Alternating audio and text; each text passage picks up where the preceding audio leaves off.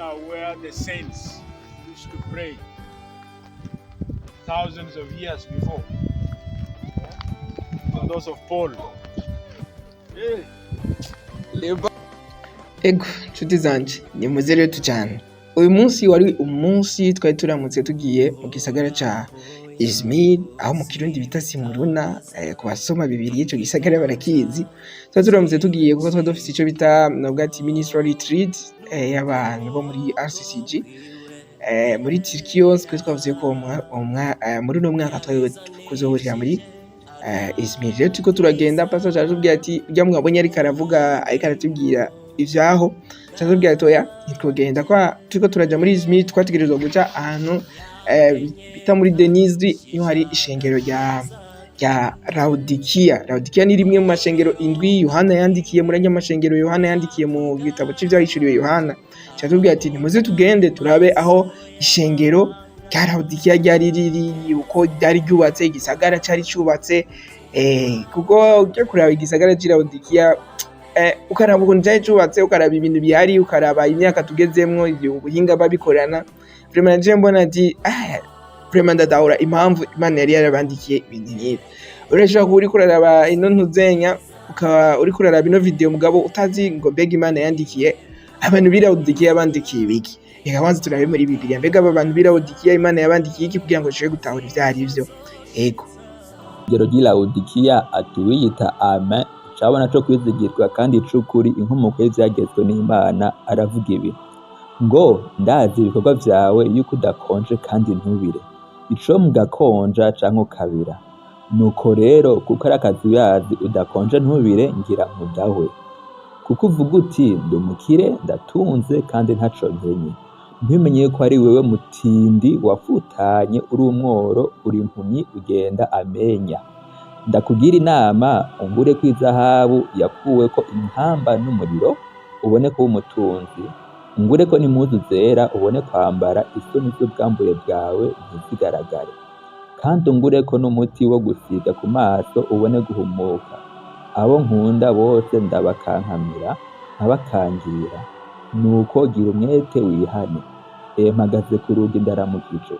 Umuntu niyumva ijwi ryanje akugurura urugi, ndinjire dusangire. Unesha nzomuha kwicarana nanje ku ntebe yanje y'ubwami, nk'uko nanje nanesheje nkicara na Data ku ntebe yiwe. Uri n'ugutwi niyumve ico mpemu abwira amashengero. Amen. Je nkigera muri kino gisagara kwa iki cete nubwo ati lettre Imana yandikira ino shengero narayisomye, naciye mbona vy'ukuri Imana yari ifise rezo. Ko ikintu ca mbere cantangaje nkigera muri kino gisagara ni uburyo ego urabona ko hari habomaguritse, mugabo bitangaje uburyo bubatse kino gisagara. Cari gisagara ca kera mugabo uburyo cari cubatse ubwa mbere na mbere cari cubatse mu bintu bita muri Turkiya bita amartre. Sinzi ukuntu bivuga, n'ubwoko bw'amabuye nyene umenga na makaro, ndibaza ngaho muca mubibona. Rero kino gisagara cari cubatse neza, ko ubwa mbere na mbere ni kinini, ni hanini, kuko turiko turagenda twarafashe umwanya utari muto, turiko turahatembera, nubwo imvura yatumereye neza cyane. Mugabo kuko ngaho imvura yaciye igwa, iriko iragwa, yaraguye umwanya utari mutoyi, itangiye kugwa gusa. Pastor atubwira ati okay, ingo rero twinjire ahantu hari eglise. Baciye tugenda ahantu hari eglise, aho rero mubona niho hari eglise ishengero ry'i Lawudekiya ryasengeramo. Aho mubona gusa hari ukuntu bahakoze neza kugira ngo abantu bazoze kwa munsi hari utuntu umenga ni ama design, umenga ni udukaro bakoze. Byari bitangaje cyane uburyo aba bantu bubatse, kandi hari mu myaka ya kera gose, mugabo bakubaka mu buhinga budasanzwe. Urabona ko vy'ukuri cyari gisagara gitunze, kuko ndiko ndaraba ibi bintu bubatse imyaka araciye imyaka igihumbi na, mugabo uno munsi tukaba dushobora kuvyinjiramo. Ndeze kubesha hamwe igisagara cyo kubakwa nkuko nabibonye, bakubakisha ayo mamateri, bakubakisha amamardre, sinzi ukuntu mu Kirundi no yita, n'ubwoko bw'amabuye. Okay, mu Kirundi n'ubwoko bw'amabuye ameze nk'isare, navuga ati n'ubwoko bw'amabuye akayangana yera ameze nk'isare, muri Turkiya twita mardre. Rero vy'ukuri igisagara ciza cyane. Rero nkuko bisanzwe naciye mfata akavideo, nabonye ahantu hari akatari keza gose, ndavuga ati no agakarusari sinokagirisha hari umunsi wose hari n'igihe usanga Paulo yarahagaze ariko arigisha reka naje nipime ndabukone nta uri siriko ahantu mpagaze atariho umunsi Paulo yoba yarahagaze ariko arigisha ishengero ry'Lawudekiya canke Yohana. Ishengero ry'Lawudekiya ni rimwe mu mashengero indwi Imana yandikiye ibabwira yandikiye mu mashengero indwi. Kimwe mu bintu yababwiye ati murabe mwihane atari uko nzoza gukura itara riri hagati muri mwebwe hama nzoza gukura itara riri hagati muri mwebwe. Nako ndaraba ukuntu hano hantu ari hanini byanantangaje. Namaze iminota irenga 15 ndiko ndatembera ntarashaka kuhamara. Bigaragaza ko ahantu ni hanini gose. Ariko igitangaje igihugu rino shengero ririmwo canke igihugu ya mashengero arimwo ugiye kuraba majority y'abantu nka bose biranaguye kugenda ngo ushobore gutora umukiriso. Ugiye ugahura n'abantu ijana urashaka gusanga atanu umukiriso umwe mwahuye nawe canke babiri. Ariko iyo umutomboye kiba ari novuga ati yo bari nka chance canke igihamana. Biratangaje gute ishengero ryari rinini nkuko kuburyo Imana yaniyumviriye irabandikira ushaka kugenda ukabura umuntu numwe akijije. Cyumva yuko Imana vy'ukuri yari yarababwiye ati nimutihana nzoza nkure igitereka ko c'amatara hagati yake. Bene data uno munsi urashaka ufise ibintu vyinshi Imana irikira kubwira ati reka kino haike ni gukangirwa k'umuvyeyi. Imana iragukunda rero ni vyiza yuko uhindukira utaninga uvuga ati ushira ubuzima bwawe ku rugezo ushira ubuzima bwawe ku murongo mwiza kugira ngo Imana ibandanye gukoresha mu gihe cyawe ndetse n'abazo gukomoka ko baze bagendere mu nzira nziza. Mwerahezegiwe cyane. Rero haragihe akavura kaye gahejeje kugwa ndavuga ati reka naje mpagarare hajya nyene wasanga ariho Paulo umunsi nkehagaze nyene nkuko bimeze ukuri kwanga. Hama twaciye tuva ngaho tuja muri Efeso rero twari twanacerewe ahantu hambere twatangiye kugenda aho naho ni kuri eglise ya Maria. Ni eglise Maria yahora asengeramo ko batubwiye ko Maria yaraje ashaje mu myaka yiwe ya nyuma yaraje kuba muri ico gisagara ca Efeso. Mu gisagara ca Efeso niyo twatanguriye hari eglise ni eglise bayitango ni eglise ya Maria ariko hari ahantu hari inzu yiwe tutashoboye kujayo kuko batweretse umusozi irimwo tubona ni kure kandi umwanya wari wagiye kozwe tugiye mu bisanzwe tugiye muri retraite y'abakozi b'Imana bo muri Turki. Rero kandi bwari busaba nkaho bwije mugabo ino eglise twarayibonye muri Efeso turavuga ati okay ni vyiza gose reka imbere yuko tugenda twagende nyene turabona ahantu eglise ya Maria. Eglise Maria akunda kuza gusengeramwo yo mu gisagara ca Efeso kuntu yari imeze turataha mugabo rero bukeye twaragarutse okay bukeye kwa retraite iheze twaciye tugaruka rero niyo twaciye tuza uwo munsi rero twambere twari tunafise umugide acara dutembereza rero kuntu Efeso yari imeze. Bwa mbere na mbere atangiye kutwereka uburyo igisagara ca Efeso cyari cubatse barafise nyene novuga ati plan yuko ni igisagara cyari kimeze aho niyo rero bariko baratwereka. Rero kimwe mu bintu byo nabonye nuko Efeso nayo nyene niyo mpamvu bayita capitale ya Asia Minere cyari igisagara ciza vraiment cyari igisagara ciza. Bino bisagara narangeze ndavuga ati no wonder why ba Paulo baje bashitse kubata mu gasho byumvikana ko byoza twegeye imbere urabona nyene yuko hari ibintu byari bitandukanye ko bari banasanzwe bafise ibintu by'Imana byabo bari banasanzwe bafise ibindi bintu byabo basenga.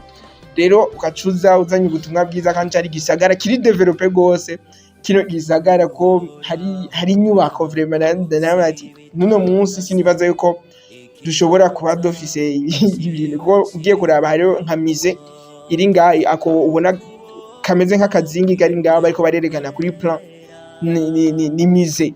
Iyo mise ndibaza nyuma turaza kuyibona. Rero tumaze kuva ngaho twaciye inyuma yaho baciye batwereka aho hantu nyene mubona aho naho ngo ni ishuri ryari ishuri ahantu biga. Batubwiye ko na Paulo ashobora kuba yarahaciye kuko novuga ati kijya gihe ushaka kumenya ubwenge wategerezwa kuza nyene ku ishuri. Rero aho batubwiye ati iri ryari ishuri kera bahora baza kwiga ko cyari kigo novuga ati yari nka kaminuza y'ubwenge niko batubwiye. Umugide nyene yagenda aratwereka ibintu bitandukanye tubwiye ati nganye ne mwategerezwa nyene barategerezwa kuza. Hama ahandi ikindi naco twese ubwo buboro bw'ubutira bwa ati kino gisagara rero ico kintu rero cyarantangaje twereka ati kino gisagara barashobora kuzana amazi bayakuye kure burya bumengana ubutiyo batweretse yuko ari amazi niko barabazana amazi aho rero yaciye atwinjiza aca atubwira ati ngaha turagiye twinjiye ngaha twinjiye muri parlement ahantu hari parlement yo muri Efeso ukuntu muri Efeso hameze parlement rero aho inama nshingamateka yakorera biratangaje kweri muri no myaka ukaraba ukuntu inama nshingamateka yari yubatse vraiment bari bafise ibiro vyiza bari bafise ahantu hameze fresh navuga ati parlement ya Efeso niyo twari ko turinjira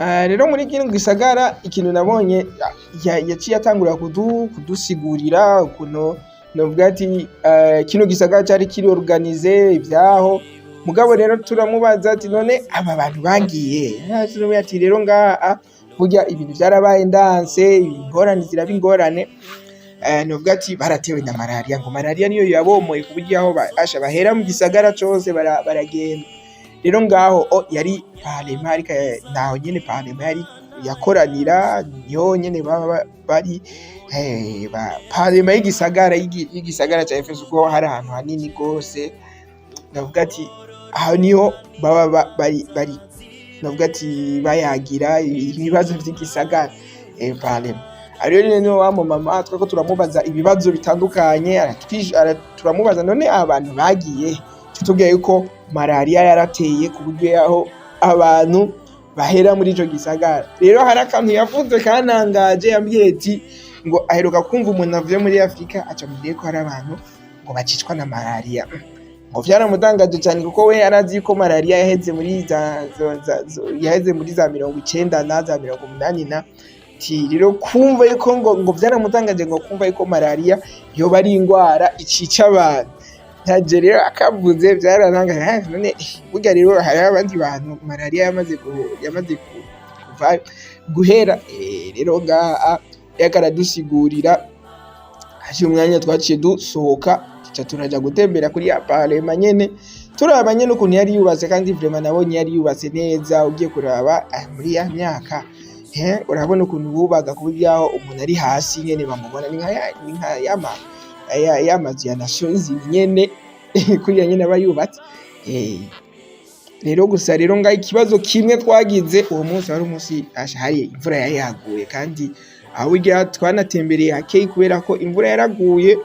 imaze kugwa bica ikindi kibazo hacaranyenyerera rero baguma batubwira ati asha mumenye yuko bimeze hanyerera mugende gahoro aho nyene nka Joseph nkuko mubizi nategereza gufata nyene aka interview gatoyi nyene nkabati asha nahagaze rero twari twavuye tugiye acara twereka yuko imbere ya parlement imbere hariho ahantu menga n'urushengero mengo kuntu k'umuntu w'umu magicien urumva yari ifite ibintu byabo hama aho hantu twari duhagaze hariya yatubwiye ngo yari bazilika sinzi icyo bisigura ndibaza iryo jambo nari maze kuryumva mugabo sinari nzi ibyo ari byo aho rero twe duhagaze yari kuri iyo bazilika yari imbere ya parlement hama rero tuca turabandanya namwe mu ma image ya mwamwe twagiye turafata muri Efeso ndibaza imbere turaza kubibona gusa nyene urabona yuko igisagara kimeze neza giteye imbere cyari igisagara giteye imbere gose aho twari tumanutse aho ni barabara rimanuka uca kw'isoko ari aga centre ville isoko yari yegeranye n'ahantu nogati kwa Cesar kuko ugiye kuraba muri kino gisagara hari ibintu byinshi nk'ibi bistati kila muntu wese watwara yaba afise igistati ciwe ibintu nk'ivyo ama bibliothèque vraiment igisagara kitari gito aho rero twe tumanutse tuja ku gasantre nyamukuru kantuze nyaka Efeso aha ni aho twe tugeze kuri bibliothèque ya Cesar niyo bibliothèque ya Cesar yari iri mu gisagara nyene hagati nyene hama naho rero ndahibutse ni hamwe batweretse uwo musozi ubona muri burya imbere yaho hari ikintu c'ikistati uwo musozi batubwiye ko ari nobwati ni urushengero rwa mbere Yohana yaje yaje gusengeramwo. Batubwiye ko igihe yashika muri Efeso yari afise nk'imyaka 80. Rero urushengero rwa mbere yatangiye gusengeramwo rwari rujya rero mwabonye. Hama aha naho ni bavuze ngo ni umumarayika ni wa Efeso, sinavyibuka neza kwe. Rero karadusigurira ivyo mu marayika wacunga igisagara niko bavuga. Rero abati yari umugarde w'igisagara. Rero mu mama yari karagerageza kudusigurira mugabo nyene twatevye gose je kuko navuga ati okay tubandanye. Jewe ahantu nari nyene gushika namwe ati no muntwara ahantu Mutama Paul yarari niyo nkene kuja. Hama rero twari turiko turabandanya ko ahantu Paul yagendera hari yepfo sana, hari yepfo. Rero turiko turagera twace tugera ku gasantre kari aho ahantu hari hameze nk'agasoko, hari ubuntu bw'amashopu butandukanye bagenda baradandaza. Aho rero niyo hepfo yaho niyo bagenda baradandaza. Rero karatwereka ukuntu mu kera ikintu nubwo ukuntu bagenda barandika, akatwereka ati nga umuntu umuamperera atwaye abafise ahantu hiwe akagenda aracisha. Rero yari karadusigura ivyo vyanditswe kuri izo mpome, akatubwira ati hari umuamperere nimba ari naka. Sinavyitaho cyane kuko ikintu ca mbere hari kuraba Paul yarari niho nari nkeneye kubona. Hama rero ngaho twari tugeze ahantu hari amabotike, hari amashop, amashop aho badandariza hari amashop ayo n'amashop badandarizamwo, aho bakorera ama business atandukanye ico gihe. Aravuga ati uko inyuma y'ayo mashop hari ahandi hantu ho harugaye harazibiye. Yari quartier novuga ati yari quartier nyene y'abategetsi. Yoyo novuga ati ho haranugaye. Ushaka kuja gutembera ufata undi ni indi appointment. Inyuma yaho nyene baratweretse yuko haraba ni quartier, yari quartier y'abatunzi gusa. Niyo uravye inyuma gato irabona ikintu menga na mabati ho barayubatse barayizitiye ntupfa kwinjirayo nyene. Rero karatwereka amabotike ibintu nk'ivyo. Abahungu twari kumwe baravuga ati no aba bantu ivyo byose bari abantu bagufi. Abatanga ivyo byose abantu bari abantu bagufi kuko ntago nosigura ati abantu bo muri Efeso badandariza ahantu hangana uko. Sasa rero ndavuga ati jene turamubaza ati ivyo byose abantu biki gihe bari bafi bapima 1.50 niko yatubwiye, kuko ashigiye kuraba nkako kadirisha heda yaresa kadirisha n'umuryango. Kandi ubuzu bwinshi twabona byari bumeze nka ya eglise ya Yohana yashikiramwo. Yuko Maria yo ntitwashoboye kubibona neza ko yarabomaguritse sana, nta hantu hasigaye. Mugabo baratubwiye ko hariho novuga ati inzu yiwe yo ntitwabaye tukijya kwa bwari bwije. Rero ikintu cyantangaje nantu menga na makalo ngahasi raba ino dessin bayimaze imyaka hafi 1000 raba uko nari nziza. Uno munsi wofata akakoropa ashira ati yosha. Hariho nubwo ati iratangaje uburyo muri nari no twagize menga vyama mozaique yasi vraiment bikoze neza, amabuye bakayasiga ugasanga bisa bien sana. Igisagara kweri uri kuraraba uraratahura impamvu abantu bavuga ati kino gisa ingwe bisagara byari biteye imbere ico gihe. Vraiment naje mbwa ati nzosubira inyuma nje kwiga histoire ya bino bisagara kuko byari interessant. Nubwo yaradusiguriye akatwereka bimwe ari ibintu ntatahura cyane ko n'abantu ntazi ama histoire ya bino bisagara. Gusa rero twari tugeze yari karatubwira yuko hariho istati rimari cyo mu amperere nanka gusa carabomaguritse naco nyene yasigaye kuguru konyene. Ariko nyene kino gisagara je uko nabiri novuga ati ku mavyu yiwanje novuga ati Efeso nayo nyene navuze kuri Lawudekiya ko cari gisagara giteye ubwome cyane cyubatse. Mugabo Efeso nayo nyene nibindi kuko Efeso uraraba ko yari yubatse nayone. Kandi novuga ati Efeso kindi naco igabuye mu maparti si ahantu gusa ngo hamwe. Aho Lawudekiya ko sinafashe umwanya munini wo kwatembera. Mugabo Efeso yo twarayitembera umwanya utari mutoya na ahantu hanini. Rero twari tugeze yaratweretse ahandi hantu rero hari interesa. hari agapisine bahora baza kogeramwo, hari agapisine bari baza kogeramwo n'ahantu ngo abantu bahurira kugira gusocializinga. Haba hari agapisine abantu baroga, hanyuma naho hari ubuntu bw'ubutwarete sinzi hanyuma hari ubuntu bw'ubutwarete ngo bicaramwo, hama ngo ubwo rero ubwo butwarete umuntu ngo baricara hama batubwiye ngo hari ngo cari ikibanza cyo gusocializinga. Rero aho twarahavuye turabandanya gatoyi cyane bati sinogenda naciye kwa Turamo kuko nari nahabonye aho kwa Paulo. Rero kwa Turamo nari nashise hara ati nkuko bisanzwe nka Joseph sinohava nyene ntafashe nagerageje gufata poster nkuko Paulo nawe nyene yayifashe naba ndagahoma. Gusa rero ingorane hari hugaye sinashoboye kuhinjira, mugabo abonye ari sawa kweli ndagara. Aha mubona mpagaze ni neza na neza imbere y'inzu kwa Turamo, ahantu muri Bibiliya havuga ko Paulo yakunda gukoranira ariko arigisha kwa Turamo.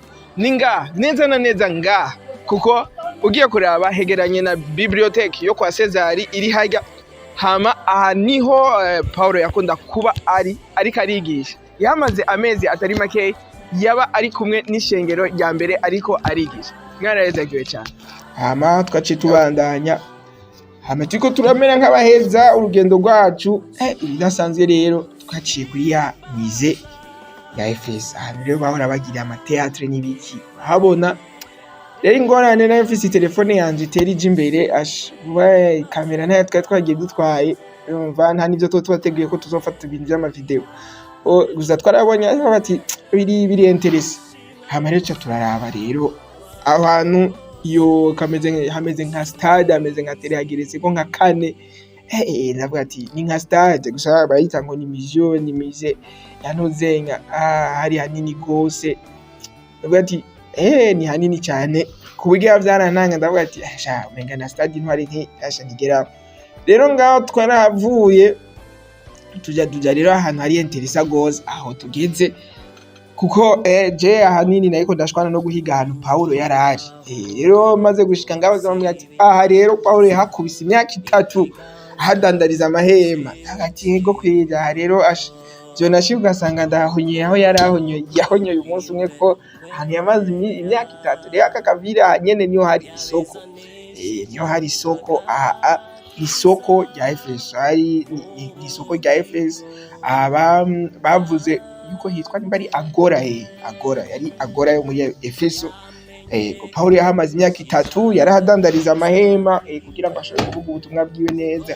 Rero aha niho mzee Paulo yaba kwezi yamaze imyaka 3. Rero ngaho ari imbere baranatwerese shop yiwe, ndibaza turaza kwibona imbere.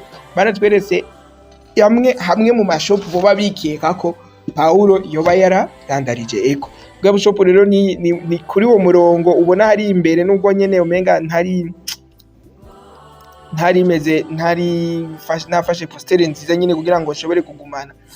Rero batubwiye ko kamwe mu bushopu bwari ngaho nibwo kurujya murongo, uwo murongo uri ngaho imbere y'ikijya giti niho bavuze ati muri ayo mashopu niho hashobora kuba hariyo Paulo yadandariza. Ngo yarafise kamwe ngo ntibarishiri neza ngo ni hariyo, mugabo bafise ukwemezwa kudasanzwe yuko bashobora kuba hari nganga. Bati okay, urugendo rero rumeze neza. Mugabo rero uwo munsi bwari bwije kandi imvura yari yaguye, twategerezwa gutaha. Urugendo tuvuye muri Izmir muri Simuru naho muri Efeso dutaha muri iwacu muri Sparta. Urumva byari bigoye sana, twategerezwa gutaha kuko ngaho baratubwiye ko hari n'inzu ya Paulo, mugabo ntitwashoboye kujayo kubera ko ahantu iri ari espace y'abasoda.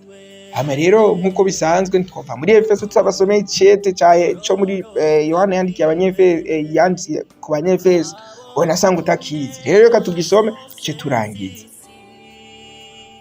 Andikira umumarayika w'ishengero ryo muri Efeso, utufashe inyenyeri 7 mu kuboko kw'iburyo, akagendera hagati y'ibiterekwa kw'amatara 7 by'inzahabu, aravuga ibi ngo ndazi ibikorwa byawe n'ubutame bwawe n'ukwihangana, kandi yuko udashobora kwirengagiza ababi, ariko wagenzuye abiyita intumwa kandi atarizo, usanga n'abanyabinyoma. kandi ugira ukwihangana, wirengagije ibyo ugirirwa ku izina ryanje ntiwacogora. Ariko mfise ico nkugayako, yuko waretse urukundo rwawe rwa mbere. Nuko niwibuke aho wavuye ukagwa, wihane, ukore ibikorwa nk'ivya mbere. Nutagira utyo nzoza kuri wewe nkure igiterekwa kw'itara cawe ahantu haco, shitsi wihanye. Ariko ico ufise nuko wanka ibikorwa vy'abanikolayiti, ivyo nanje nanka. Uri n'ugutwi niyumve ico mpwemu abwira amashengero. Unesha nzomuha kurya ku vyamye ku giti c'ubugingo kiri muri paradizo y'Imana.